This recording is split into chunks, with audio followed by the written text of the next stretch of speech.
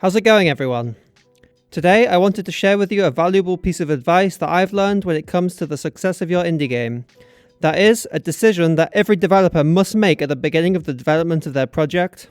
A decision that's so important that it could mean the difference between your game finding financial success or disappearing into obscurity. And while this might seem obvious for some, for me the difference that this can make was surprising, so I thought it was worth sharing. So this website, for those of you that don't know, is How to Market a Game, the blog of Chris Zukowski.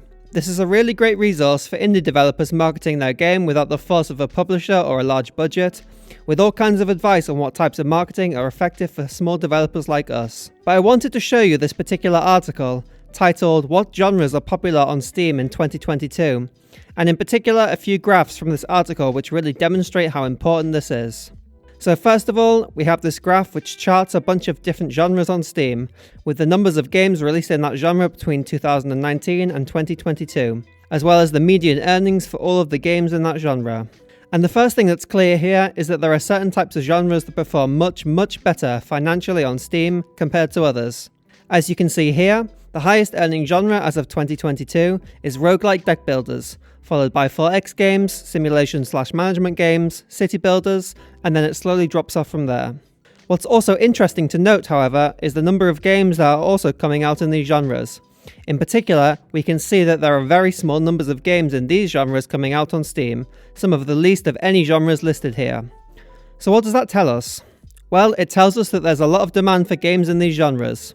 Not many of them are coming out, and they're popular amongst players, so the people that like these kinds of games are starved for games in these particular genres and are very willing to pay for them. From a developer's perspective, this means one thing. If you make a game in these genres, you've got a much better chance of your game financially succeeding. Of course, nothing is guaranteed, but you're still setting yourself up for success much better than if you make a game in one of these less popular genres. And in fact, let's take a look at what these unpopular genres are. So near the bottom we have puzzle platformers, puzzle games, and 2D and 3D platformers. So in essence, puzzle games and platformers. And we can see here there are large numbers of these games coming out on Steam. So what does this tell us? Well, it tells us that, for whatever reason, indie developers just can't get enough of making puzzle games and platformers, despite all the evidence telling us that these games have a poor chance of succeeding. And I know what you're thinking. What about Celeste? What about A Hat in Time? What about all these other platformers and puzzlers that have succeeded? Well, this isn't telling us that these games can't succeed, just that for these genres, it's an uphill battle. You have to bear in mind that many of these failing platformers and puzzlers will be the developers' first games, usually with poor art, gameplay, or polish, in comparison to these highly polished and beautiful games made by experienced developers.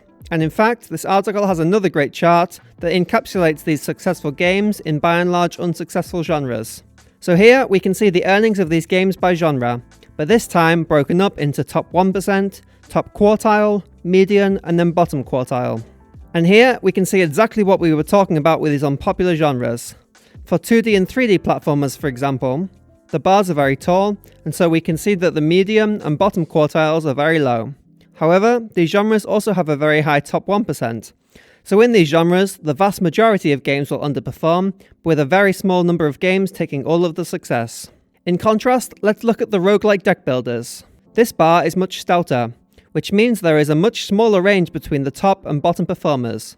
The top performing games here still do well, but so do the median games. The median here is higher than even the top quartile of the platformers, and even the bottom quartile are still performing better than the median platformer. So again, there are very clear winners and losers here. Of course, if you have your heart set on making a platformer without any regard for how it will financially perform, then by all means go for it. However, if you have one eye on what the financial success of your game might look like, then it would be wise to take a look at which genres perform well and pick one of those that interests you.